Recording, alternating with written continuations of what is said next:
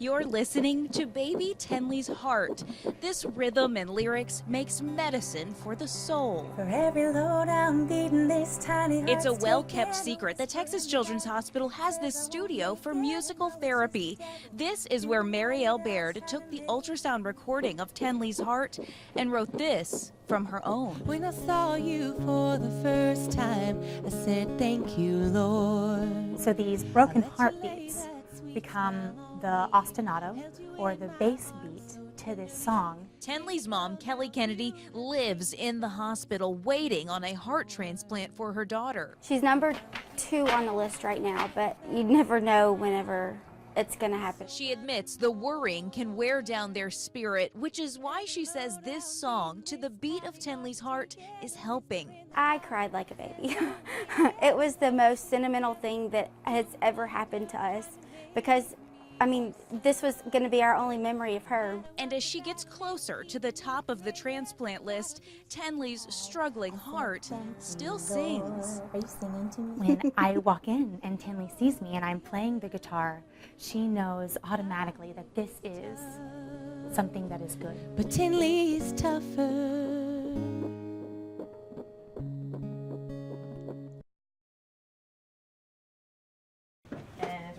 Carlos Juarez never felt rested and was struggling to function during the day, but he did not want to do a sleep study. I don't feel comfortable sleeping in other people's beds. He said his wife and daughter noticed he would stop breathing at night, wake up gasping for air, and had the cardinal sign of sleep apnea. He snored. And they were scared for me because when you're asleep, you don't know that's going on. But board-certified sleep medicine expert Mauricio Reynoso knows exactly what's going on and just how simple the solution is. 80–90% of the patient, this would be enough. You don't necessarily need to go to a sleep laboratory. Dr. Reynoso sends patients home with a machine that can diagnose the majority of patients from home. We can determine how many times you stop breathing, for how long, how low your oxygen goes. Then a memory card inside the new CPAP machines means Dr. Reynoso can monitor patients' sleep patterns and even adjust the flow of oxygen from here in his office without seeing the patient. Juarez has been using the machine for 2 years now. It's small, silent, and there hasn't been one day that he regrets using it. I just feel better throughout the day. I mean, I remember how I was and how I am now. I notice it. It's great. I like you. You're great. I didn't want to do any more interviews with you, though. Sager jokes about our last interview when he swore he'd be healed by now, never dreaming that 1 year later we would discuss another relapse and a missed chance to cover the Olympics in Rio. Do you wish you were there? Well, of course. You know, I had not missed a USA men's basketball, team coverage since the Dream Team. That goes all the way back to '92. Instead, Sager is confined to a hospital room waiting for a third transplant, something rarely done at MD Anderson. They wanted to do it now and they had a match for me. He tells me that happens August 31st. Then he's here another month recovering.